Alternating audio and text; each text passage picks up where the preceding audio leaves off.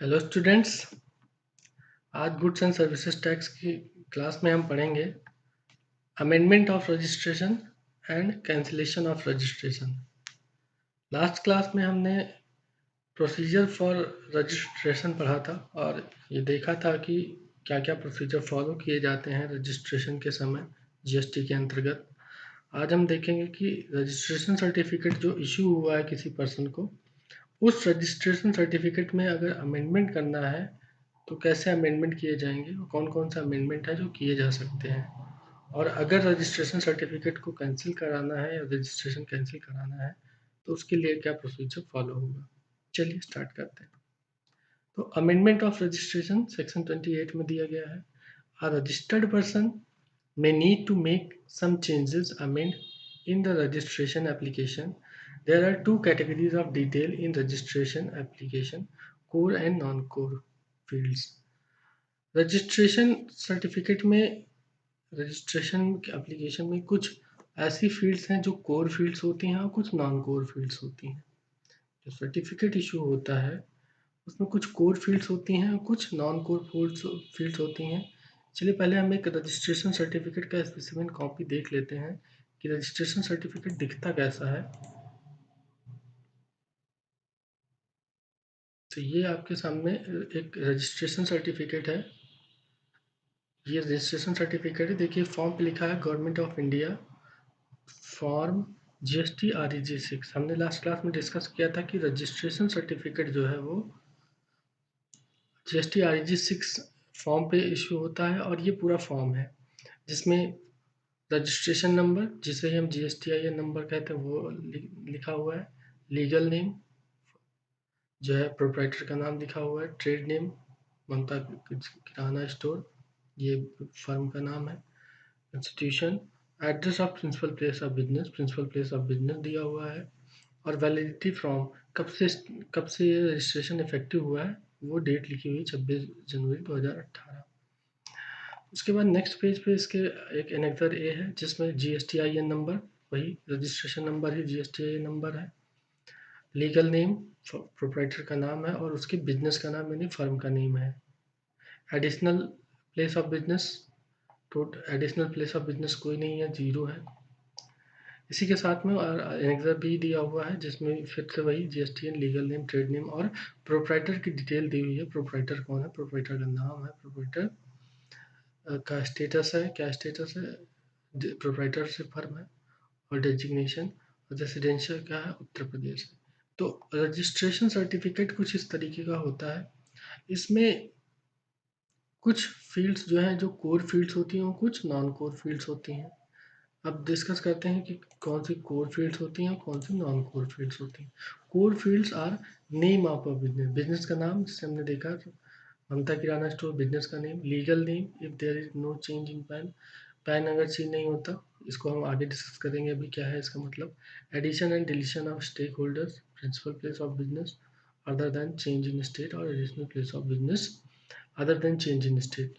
Core fields का मतलब होता है name of business, place of address, या फिर कोई स्टेक होल्डर का एडिशन या डिलीशन हो रहा है तो वो क्या है, कोर फील्ड्स कहलाती हैं। All fields other than non core fields like name, day to day functionaries, email ID, mobile number, ऐसी फील्ड्स जो डे टू डे लाइफ में यूज होती हैं उन्हें नॉन कोर फील्ड्स कहते हैं, जैसे ईमेल आईडी, मोबाइल नंबर। तो कोर फील्ड्स में क्या क्या होता है, नेम ऑफ बिजनेस होता है, additional place of stake holders का एडिशन और डिलीशन, यह कोर फील्ड्स के अंतर्गत आता है। अगर कोई प्रिंसिपल प्लेस ऑफ बिजनेस का नाम है, एडिशनल प्लेस ऑफ बिजनेस का नाम है, ये क्या है, कोर फील्ड्स है। अगर इनमें कोई चेंज करना है तो क्या करना पड़ेगा।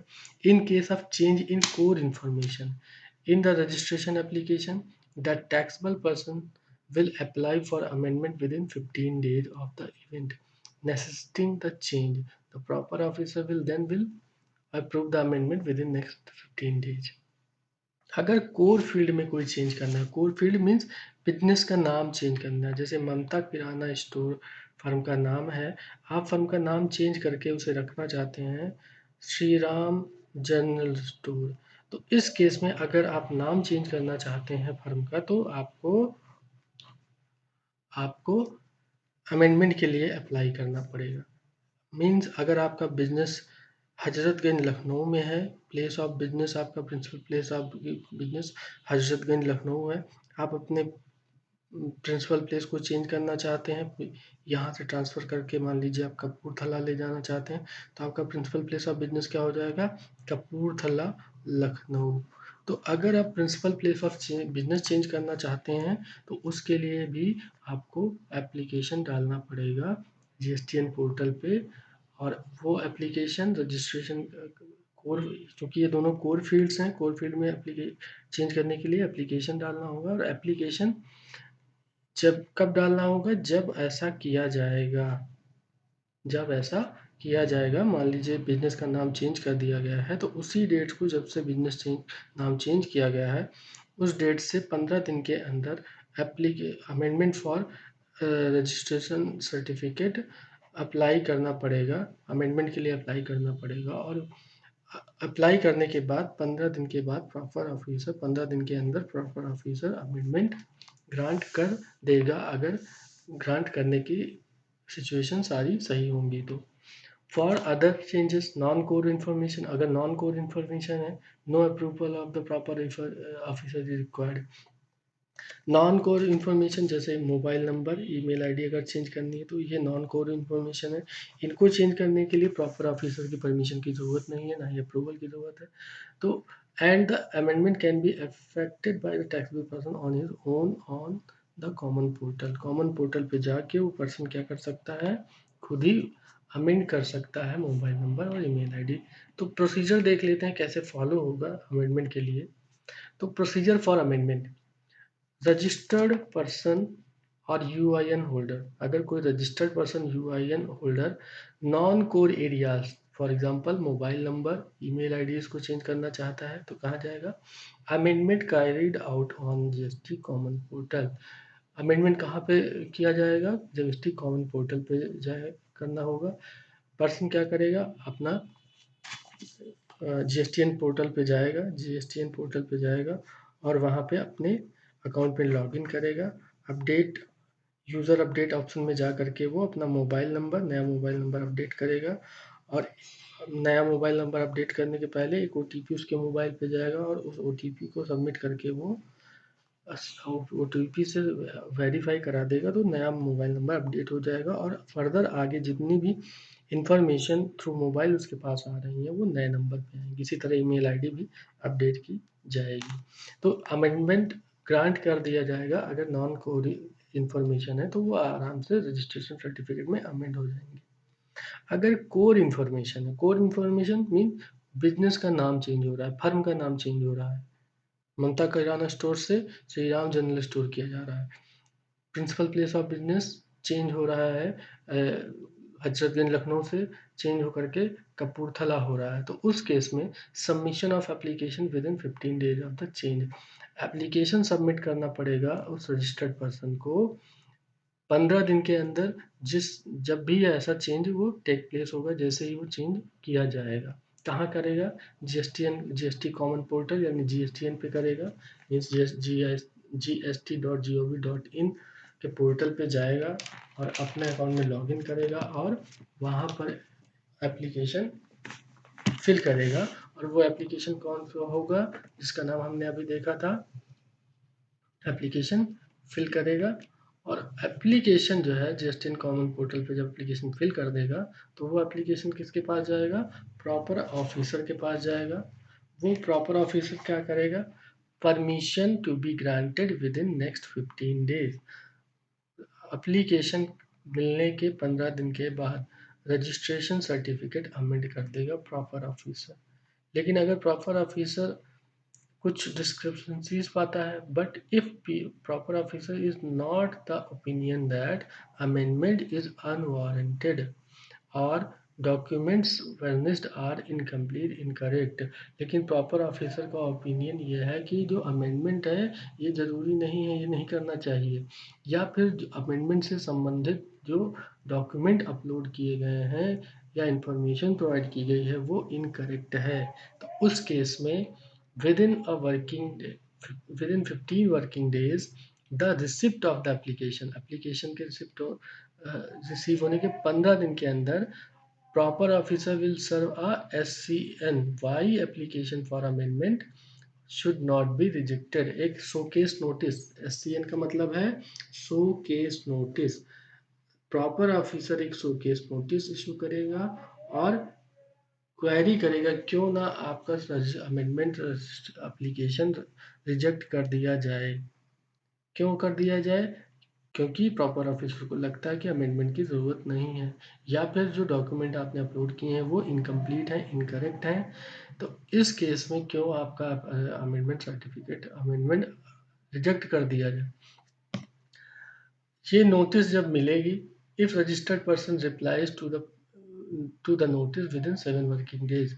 ये जो शो केस नोटिस जो प्रॉपर ऑफिसर से जो है रजिस्टर्ड पर्सन को प्राप्त होती है, वो क्या करेगा, 7 वर्किंग डेज में उसका रिप्लाई करेगा। अगर वो 7 डेज के अंदर रिप्लाई कर देता है, इफ रिप्लाई कर देता है, yes, if reply is satisfactory, अगर रिप्लाई क्या है, सेटिस्फैक्ट्री है, तो क्या करेगा प्रॉपर ऑफिसर, अगर सेटिस्फैक्ट्री है तो उस केस में proper officer registration certificate amend कर देगा।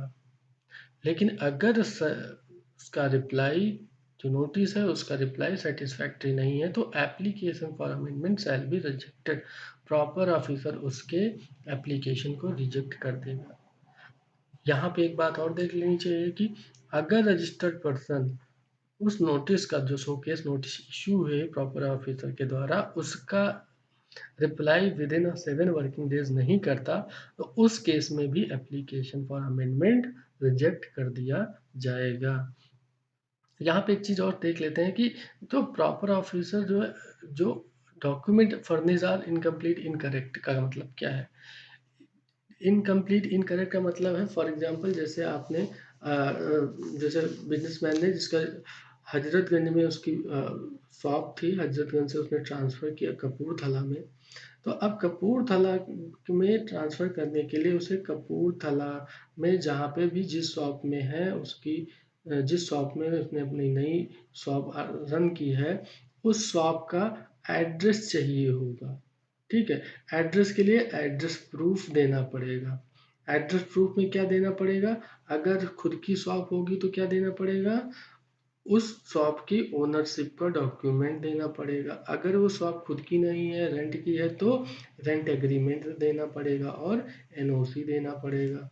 ठीक है, तो रेंट एग्रीमेंट या फिर जो है ओनरशिप के डॉक्यूमेंट, ये डॉक्यूमेंट क्या होंगे, एप्लीकेशन के साथ में सबमिट किए जाएंगे। मीन्स एप्लीकेशन डालते समय ऑनलाइन ये डॉक्यूमेंट स्कैन करके अपलोड करने होंगे। अगर कोई पर्सन अपलोड करता है या वो अपलोडेड डॉक्यूमेंट करेक्ट नहीं है, इनकम्प्लीट है, या अपलोडेड डॉक्यूमेंट क्लियर नहीं है, तो proper officer showcase notice issue कर सकता है।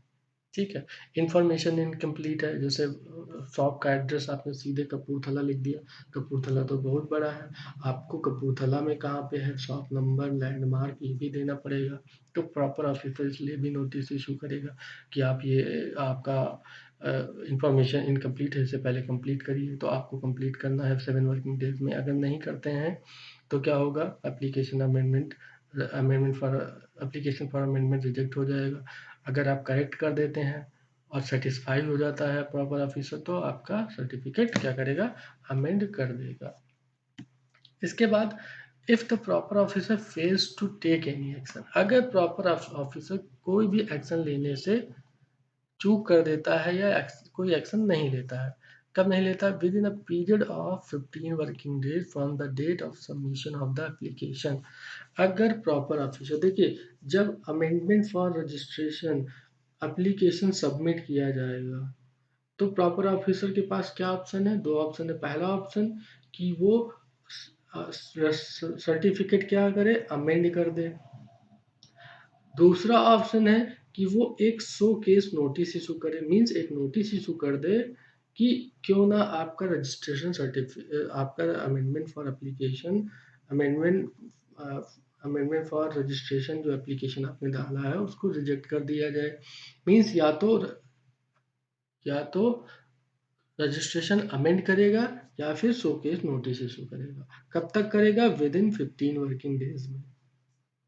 अगर विद इन 15 वर्किंग डेज में उसने कुछ नहीं किया, he fails, he didn't take any action, उसने कोई एक्शन नहीं लिया, तो क्या करना है उस केस में? उस केस में क्या माना जाएगा? The certificate of registration shall be stand amend to the extent applied for, and amend certificate shall be available to the registered person on the common portal। अगर प्रॉपर ऑफिसर ना तो certificate को amend करता है, ना ही showcase notice issue करता है 15 days के अंदर एप्लीकेशन के फाइल होने के बाद, तो उस केस में 15 दिन के बाद ये मान लिया जाएगा कि आपका सर्टिफिकेट अमेंड हो गया है, और वो पर्सन, रजिस्टर्ड पर्सन क्या करेगा? कॉमन पोर्टल से उस अमेंडेड सर्टिफिकेट को डाउनलोड कर सकता है। ठीक है। सेकेंड पार्ट में कहा गया है within a period of 7 working days from the date of receipt of reply to the show cause notice. अब मान लीजिए 15 दिन में उस पर्सन, प्रॉपर ऑफिसर ने अमेंडमेंट फॉर रजिस्टर, अमेंडमेंट नहीं इशू किया, अमेंडमेंट नहीं किया सर्टिफिकेट में, लेकिन एक शो केस नोटिस इशू कर दी। अब शो केस नोटिस इशू करने के बाद रजिस्टर्ड पर्सन के पास कितने दिन का टाइम है उस नोटिस का रिप्लाई करने के लिए? 7 डेज का। अगर 7 डेज में उस रजिस्टर्ड पर्सन ने उस नोटिस का रिप्लाई कर दिया, शोकेस नोटिस का रिप्लाई कर दिया। अब शोकेस नोटिस के रिप्लाई करने के बाद, शोकेस नोटिस की रिप्लाई करने के बाद 7 डेज के अंदर प्रॉपर ऑफिसर के पास ऑप्शन रहेगा कि वो क्या करे, या तो अमेंडमेंट कर दे या फिर उस एप्लीकेशन को क्या करे, रिजेक्ट कर दे। अगर वो रिप्लाई से सेटिस्फाई होता है तो 7 वर्किंग डेज में उसे अमेंड कर सकता है, और नहीं तो रिजेक्ट कर सकता है एप्लीकेशन को। लेकिन मान लीजिए 7 वर्किंग डेज में उस प्रॉपर ऑफिसर ने कुछ नहीं किया, नोटिस का रिप्लाई आने के बाद 7 वर्किंग डेज में प्रॉपर ऑफिसर ने कुछ नहीं किया, तो इस केस में ये मान लिया जाएगा कि आफ्टर 7 डेज मान लिया जाएगा कि रजिस्ट्रेशन सर्टिफिकेट, रजिस्ट्रेशन अमेंड हो गया है, और वो पर्सन 7 डेज के बाद कॉमन पोर्टल पे से उस सर्टिफिकेट को, अमेंडेड सर्टिफिकेट को डाउनलोड कर सकता है। कुछ इंपॉर्टेंट पॉइंट हैं जो ध्यान रखने हैं। Application for amendment of registration can not be filed for change in pan because GST registration is pan based. One needs to make fresh application for registration in case of there is change in PAN. Thus, where the change in constitution of any business results in change of a PAN of a registered person, the said person shall apply for fresh registration। मतलब यह है कि अगर amendment किसके लिए है? Pan के लिए है। मीन्स किसी पर्सन का लीगल नेम चेंज होता है, लीगल नेम चेंज हो जाता है, या पैन नंबर चेंज हो जाता है। हम यहाँ फर्म के नेम की बात नहीं कर रहे हैं, हम प्रोप्राइटर के नेम की बात कर रहे हैं। प्रोप्राइटर का नेम, क्योंकि प्रोप्राइटर का नेम तो मान लीजिए किसी फर्म का प्रोप्राइटर, जैसे मिस्टर अमित कुमार है किसी फर्म के प्रोप्राइटर, अब अमित कुमार का नेम तो नहीं चेंज होगा ना, लीगल नेम जिसे बोलेंगे, इसे लीगल नेम कहेंगे अमित कुमार। अब अमित कुमार का नेम नहीं चेंज होगा और इनका पैन नंबर नहीं चेंज होगा कभी भी, ये हमेशा यूनिक रहेगा, सिंगल रहेगा। लेकिन अगर पैन नंबर चेंज होता है तो पैन नंबर चेंज होने का मतलब है लीगल नेम चेंज हो रहा है। अगर पैन नंबर चेंज हो रहा है तो क्या करना पड़ेगा? जो पर्सन, पैन नंबर अगर चेंज हो रहा है तो नए पैन के लिए क्या करना पड़ेगा? Fresh application for registration apply करना पड़ेगा। मीन्स अगर पैन नंबर चेंज हो रहा है, नया पैन से अप्लाई किया, नया पैन से रजिस्ट्रेशन चाहिए, तो नया रजिस्ट्रेशन अप्लाई करना पड़ेगा। और नया रजिस्ट्रेशन कैसे अप्लाई किया जाता है वो हमने लास्ट क्लास में प्रोसीजर फॉर रजिस्ट्रेशन में पढ़ा था। ठीक है। तो अगर इसी तरह अगर फर्म का कंस्टिट्यूशन चेंज हो जाता है of any business, constitution means कोई फर्म प्रोप्राइटरशिप से फर्म थी, मींस जिसका एक इंडिविजुअल मालिक था, लेकिन अब इसमें एक लोग शामिल हो गए पार्टनरशिप में। अब क्या हुआ? फर्म क्या बन गई? पार्टनरशिप फर्म हो गई प्रोप्राइटरशिप से। अब पार्टनर के केस में पार्टनरशिप फर्म को बिजनेस करने के लिए अपना अलग से रजिस्ट्रेशन लेना पड़ेगा, पार्टनरशिप फर्म को अपना इनकम टैक्स डिपार्टमेंट से अपना फर्म का पैन अलॉट कराना पड़ेगा और उस पैन पर नया रजिस्ट्रेशन लेना पड़ेगा। मीन्स अगर बिजनेस का कंस्टिट्यूशन चेंज होता है या पैन नंबर चेंज होता है तो उस केस में नया रजिस्ट्रेशन अप्लाई करना पड़ेगा। Similarly, application for amendment for registration form cannot be filled if there is change in place of business from one state to other because GST registration are state specific। अगर कोई place of business एक state से दूसरे state जा रहा है, means मान लीजिए जो हजरतगंज में बिजनेस, जो हमने अभी एग्जांपल लिया हजरतगंज में बिजनेस था, वो ट्रांसफर होके भोपाल चला जाता है, भोपाल में बिजनेस करने लगता है वो पर्सन। तो इस केस में हजरतगंज कहाँ है? हजरतगंज लखनऊ, ये है यूपी में। भोपाल कहाँ है? एमपी में। स्टेट चेंज हो गया। अगर प्रिंसिपल प्लेस ऑफ बिजनेस या additional place of business change हो जाता है, एक स्टेट से दूसरे स्टेट लोकेट हो जाता है, चला जाता है, तो इस केस में भी पुराना रजिस्ट्रेशन से काम नहीं चलेगा। पर्सन को नया रजिस्ट्रेशन जिस स्टेट में जिस स्टेट में वो बिजनेस गया है, नए लोकेशन पे, वहाँ पे उस स्टेट में नया रजिस्ट्रेशन लेना पड़ेगा। पुराने रजिस्ट्रेशन से बिजनेस नहीं कर पाएगा कोई। अब यहाँ पे बात समझ लेते हैं दोनों में चेंज क्यों कर, इन दोनों के लिए पैन नंबर चेंज होने पर या स्टेट चेंज होने पर क्यों नए एप्लीकेशन की जरूरत है। देखिए, आपने जीएसटीएन नंबर देखा होगा। जीएसटीएन के बारे में हमने बात की थी, फॉर्मेट के बारे में बात की थी।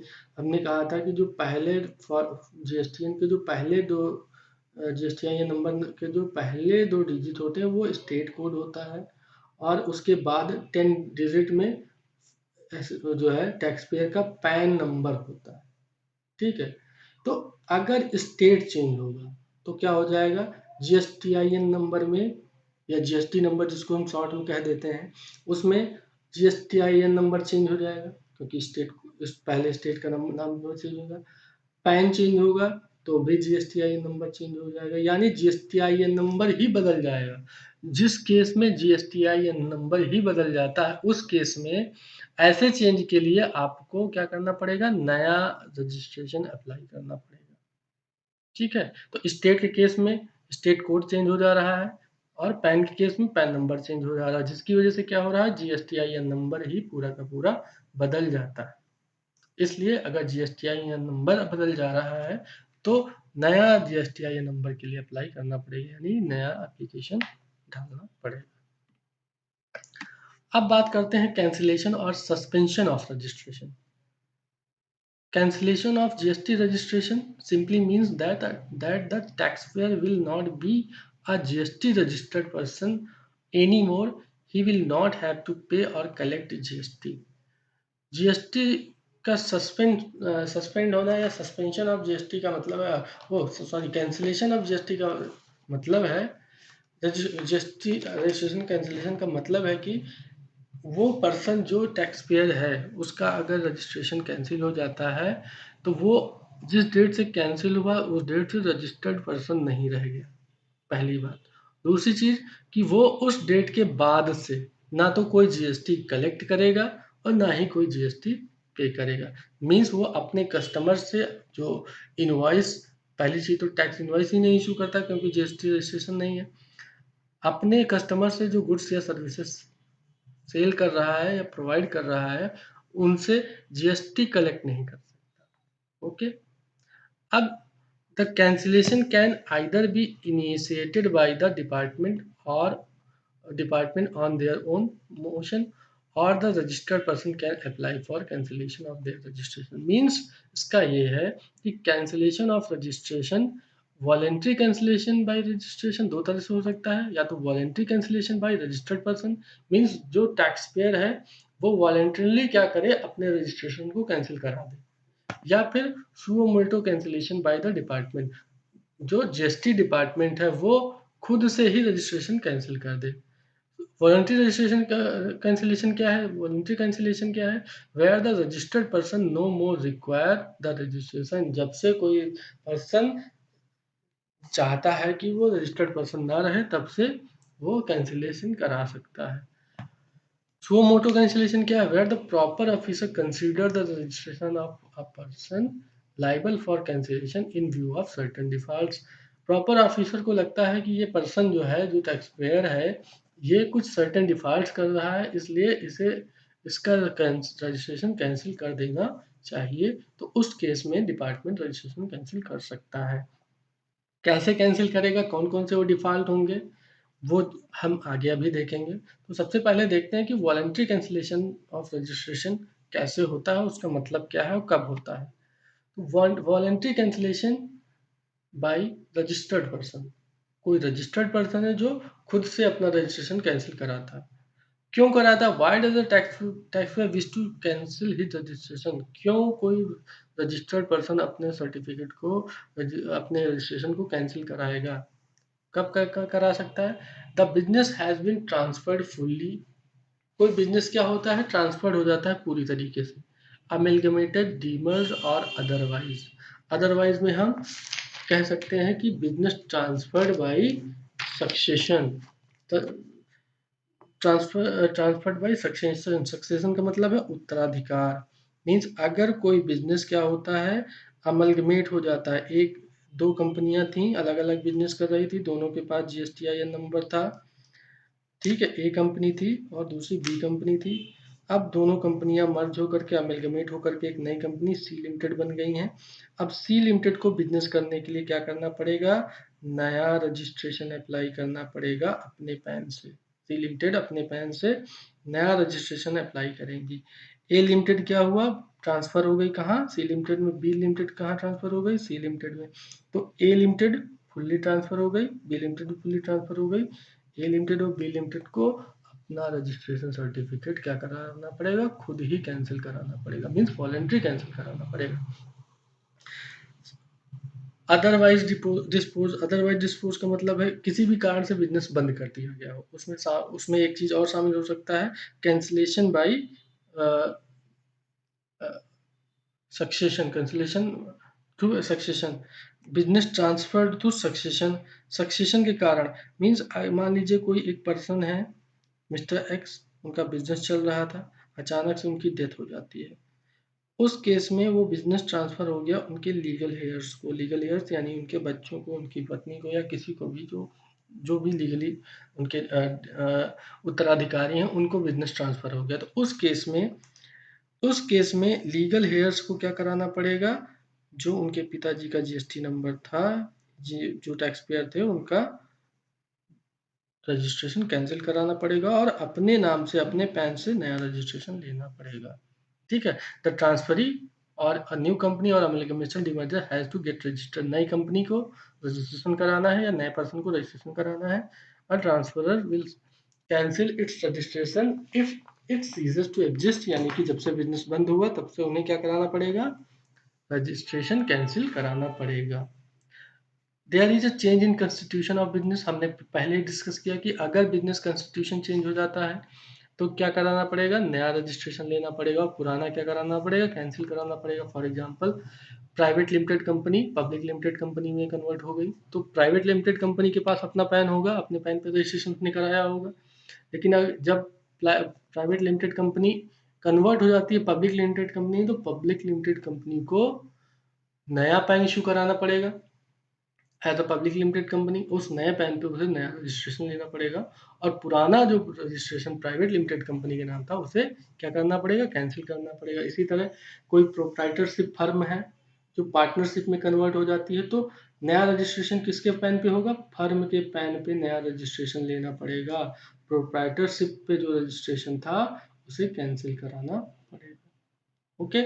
Taxable person other than the voluntary registered person who is no longer liable to be registered under section 22 or 24। ऐसा कोई टैक्सेबल पर्सन है जो सेक्शन 22 और 24 में अब लाइबल नहीं रहा कि रजिस्टर्ड रहे। मींस मान लीजिए कोई पर्सन है, सेक्शन सेक्शन 22 में किसे रजिस्ट्रेशन की लाइबिलिटी थी? ऐसे पर्सन की जिनका टर्नओवर थ्रेशोल्ड लिमिट से ज़्यादा हो जाता था, उन्हें कंपलसरी रजिस्ट्रेशन कराना पड़ता था। अगर मान लीजिए कोई ऐसा पर्सन है जिसका टर्नओवर थ्रेशोल्ड लिमिट से लगातार काफ़ी समय से कम चल रहा है, उस केस में वो पर्सन लाइबल नहीं रहेगा रजिस्ट्रेशन के लिए, या वो पर्सन चाहता है कि हम अपना रजिस्ट्रेशन कैंसिल कर दें, तो इस केस में भी रजिस्ट्रेशन कैंसिल हो सकता है। सेक्शन 24 क्या था? सेक्शन 24 उन पर्सन्स के बारे में बताता था जिन्हें बिजनेस स्टार्ट करने के पहले रजिस्ट्रेशन कराना पड़ता था। फॉर एग्जांपल, जैसे कैजुअल टैक्सेबल पर्सन अगर बिजनेस करना चाहता है तो उसे रजिस्ट्रेशन अप्लाई करना पड़ता था पहले ही। नॉन रेसिडेंट टैक्सेबल पर्सन, और इसी तरह अगर कोई पर्सन गुड्स की ट्रेडिंग करना चाहता है, इंटर स्टेट ट्रेडिंग करना चाहता है, यानी कि एक स्टेट से दूसरे स्टेट ट्रेडिंग करना चाहता है, तो उसे भी कंपलसरी रजिस्ट्रेशन कराना पड़ता था। अगर वो पर्सन लाइबल नहीं रहा रजिस्ट्रेशन के लिए तो भी वो वॉलेंट्री रजिस्ट्रेशन कैंसिल करा सकता है। अब प्रोसीजर क्या फॉलो किया जाएगा रजिस्ट्रेशन कैंसिल कराने के लिए? Procedure for voluntary cancellation. Voluntary cancellation कैसे होगा, क्या प्रोसीजर फॉलो किया जाएगा?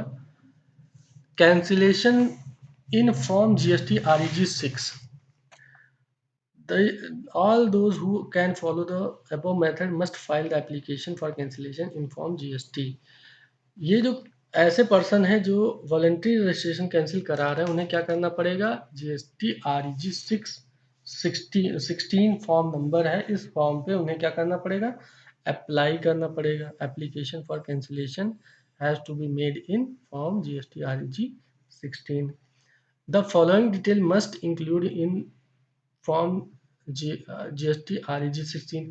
अब इस फॉर्म पे कौन कौन सी डिटेल मेंशन की जाएंगी मैंडेटरीली, जिन्हें डालना जरूरी है फॉर्म पे, यानी भरना जरूरी है? कौन कौन सी हैं?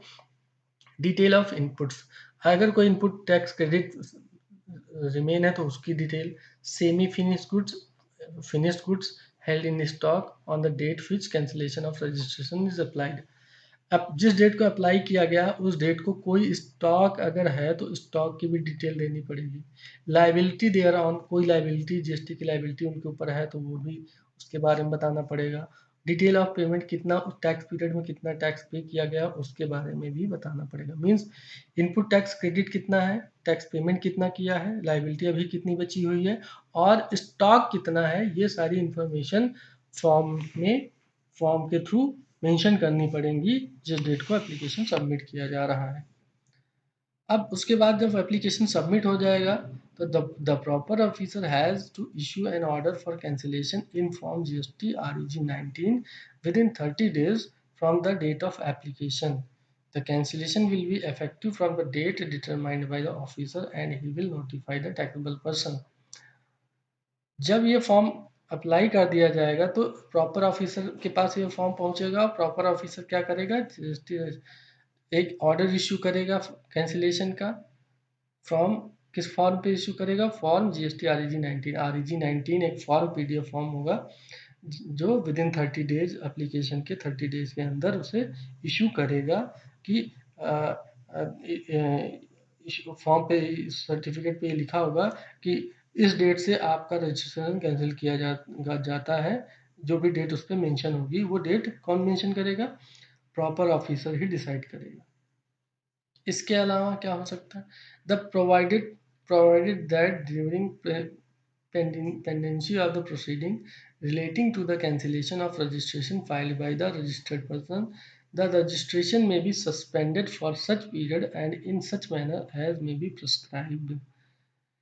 जिस दौरान रजिस्ट्रेशन का कैंसिलेशन की प्रोसीडिंग चल रही है, मान लीजिए रजिस्ट्रेशन के लिए अप्लाई किया है, 30 डेज का जो टाइम है, इस दौरान अगर प्रॉपर ऑफिसर चाहता है, प्रॉपर ऑफिसर को लगता है तो वो क्या कर सकता है? अब जो रजिस्ट्रेशन कैंसिलेशन की प्रोसेसिंग है उस दौरान रजिस्ट्रेशन को सस्पेंड कर सकता है। सस्पेंड करने का मतलब है कि ड्यूरिंग द कैंसिलेशन पीरियड वो पर्सन रजिस्टर्ड पर्सन नहीं रहेगा, यानी उसको छूट मिल जाएगी कि वो उस दौरान ना तो जीएसटी कलेक्ट करे, ना ही जीएसटी पे करे, ना ही किसी तरह का रिटर्न करने की उसको छूट मिल जाएगी। अगर प्रॉपर ऑफिसर को लगता है तो वो ये जो है ऐसा कर सकता है, सस्पेंड कर सकता है ड्यूरिंग द कैंसिलेशन पीरियड। तो प्रोसीजर फॉर वॉलेंट्री रजिस्ट्रेशन हमने समझ लिया, और वॉलेंट्री रजिस्ट्रेशन कब होता है, क्यों होता है, ये भी हमने समझ लिया। तो आज की क्लास में जो हमने डिस्कस किया उसमें सबसे पहले हमने प्रोसीजर फॉर अमेंडमेंट्स पढ़ा, और उसके बाद कैंसिलेशन में कौन सा cancellation? Voluntary cancellation for registered person. Next हम डिस्कस करेंगे suo motu cancellation bye the department. Department कब रजिस्ट्रेशन कैंसिल करता है और किन किन केस में कर सकता है, उसके बारे में हम पढ़ेंगे नेक्स्ट क्लास में। Thank you.